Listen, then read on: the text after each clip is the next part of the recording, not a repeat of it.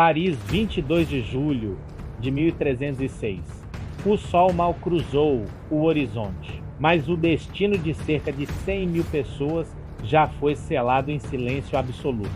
Você já imaginou perder tudo o que possui, sua casa e sua cidadania, em questão de segundos, por um decreto que você nem sabia que existia?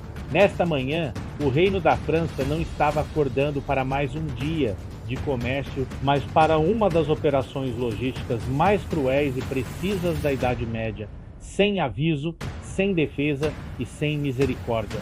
O rei Filipe, o Belo, estava prestes a transformar seus próprios súditos em estrangeiros indesejados.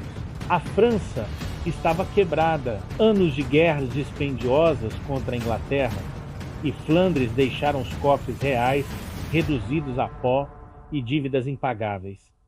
Filipe não era apenas um rei, ele era um estrategista frio que via pessoas como números em um balanço financeiro que precisava fechar a qualquer custo. A comunidade judaica francesa era o motor de crédito do reino, mas para Filipe eles eram algo mais, eram a solução rápida para sua insolvência bancária. Durante meses, em total segredo, ordens foram redigidas e enviadas para todos os oficiais da França com uma instrução clara: ninguém deveria saber até que fosse tarde demais. Às 6 da manhã, o silêncio foi quebrado pelo som de madeira estilhaçando e botas pesadas invadindo lares que se acreditavam seguros. Em um esforço coordenado que desafia a tecnologia da época, cerca de 100.000 judeus foram presos simultaneamente em todo o território francês. As instruções eram específicas.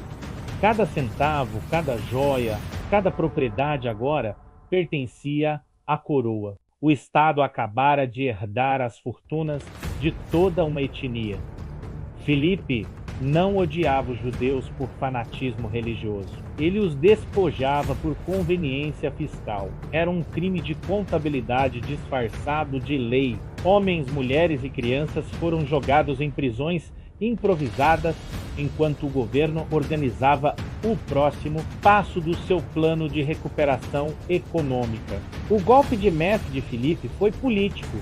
Ao confiscar os bens dos judeus, ele se tornou o dono das dívidas que os cristãos tinham com eles, cobrando-as integralmente para si. O que você faria no lugar dele? Se visse seus vizinhos sendo levados e seus bens tomados pelo governo, você se manifestaria ou aproveitaria o vácuo deixado? Comente abaixo. Após semanas detidos, veio a sentença final.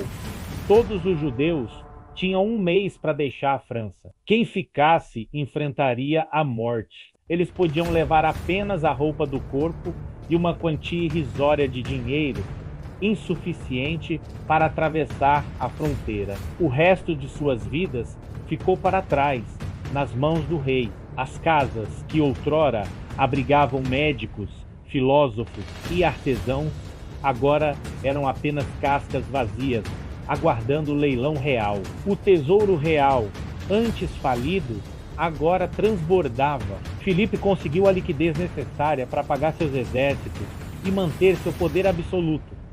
O êxodo foi uma marcha de desespero, sem cavalos, sem carroças e sob o olhar vigilante de guardas que garantiam que ninguém voltasse atrás. Cruzar a fronteira não significava segurança. Eles entravam em terras desconhecidas como refugiados, sem posses e com a marca do banimento. Mas o crime de Filipe teve um custo. Ao remover os maiores financiadores do reino, ele causou um colapso de crédito que paralisou a economia francesa por décadas.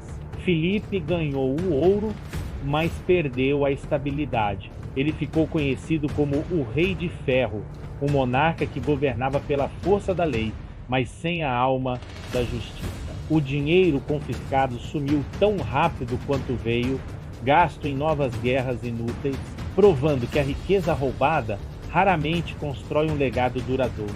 Milhares de histórias individuais, nomes e vidas foram apagados dos registros oficiais, restando apenas o valor total do confisco nos livros contábeis do rei. apesar da tentativa de Filipe de despojá-los de tudo. Ele não pôde confiscar a memória e a cultura de um povo que já havia sobrevivido a outros impérios.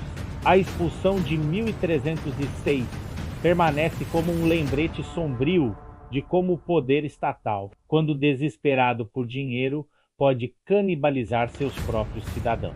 Até onde um governante deve ir para salvar as finanças de um país? Onde termina a necessidade econômica e começa a tirania pura? Filipe morreu poucos anos depois, deixando um reino em crise, uma mancha indelével na história da França que nenhuma moeda de ouro pôde apagar. Será que as instituições de hoje são realmente tão diferentes daquelas que em uma manhã de julho decidiram que o patrimônio de um grupo era a salvação de um governo?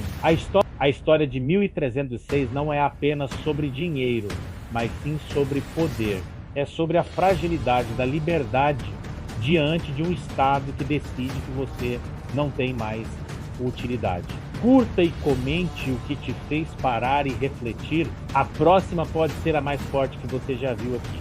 Não fica de fora e inscreva-se no História Sob Tensão. Sinta o peso das escolhas que moldaram o mundo.